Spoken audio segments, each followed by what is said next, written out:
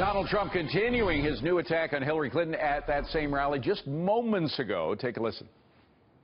Everything you need to know about Hillary Clinton, sometimes referred to as Crooked Hillary, can be understood with a simple but very important phrase: follow the money. If she ever got the chance, she'd put the Oval Office up for sale. Trump suggesting that Clinton cares more about her special interest supporters than she does for most voters. Peter Navarro is an economic advisor for Donald Trump. He joins us now with his take on Trump's comments. By the way, it wasn't only the substance. He seemed to have new vigor going into this. Yesterday he seemed a little down. I'm just wondering if this new sort of attack, and I've heard stuff for the first time today, on the Clinton Foundation, this whole idea of pay for play, and of course Clinton Foundation is a prime example of that. Why didn't he bring that up at the debate? So many people were hoping he would. He accomplished strategically what he needed to do that night. He acted presidential. He didn't take Hillary Clinton's bait, and he really positioned himself as the candidate of change versus the candidate of the status quo.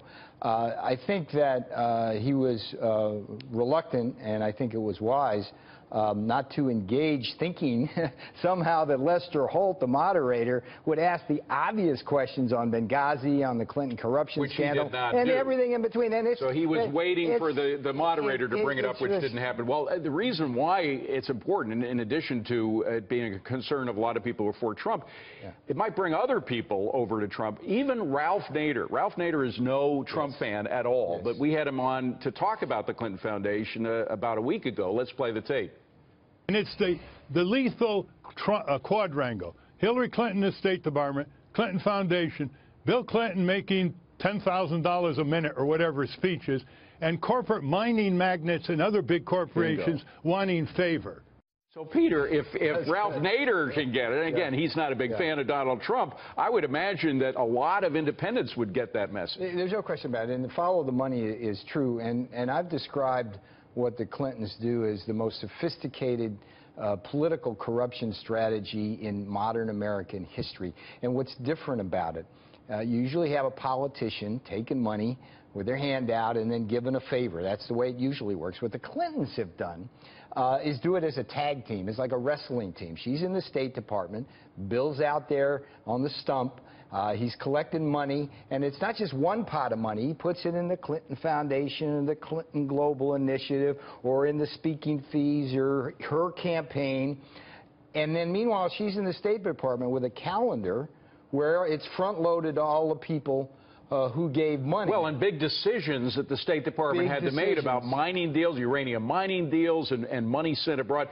I'm just wondering, though, he didn't bring it up. He was waiting for Lester Holt to bring it up. That didn't happen. Will he, Donald, bring this up at the next debate?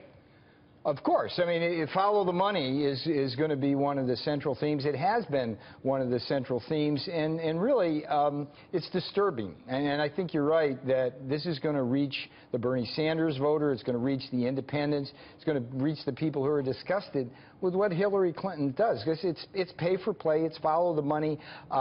It's corruption at the highest level. And by the way, how does she respond? If he's going to bring it up quickly, how does she respond? Well, what she's been doing, I say she likes to take Donald Trump down her rabbit hole.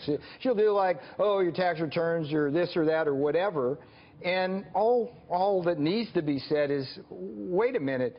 You're the person shredding emails. I'm not doing anything wrong. You're the person shredding 33,000 emails. You're the person who's basically using the State Department as a conduit. And by the way, the only trickle down going on here is the Clinton Foundation taking millions of bucks, riding jet planes all around, and trickling down just a little money to Africa. Peter Navarro, to the poor. We got to leave it at that. Good to see you. Thank you, Melissa.